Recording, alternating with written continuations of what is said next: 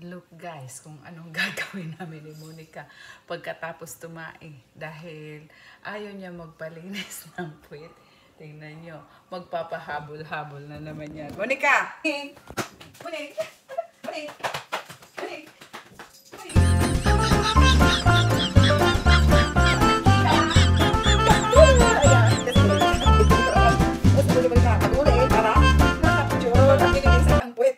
Ito kami guys pag naglilinis ng puwet ni Maneng pagkatapos magpupo. Ay punasan primero.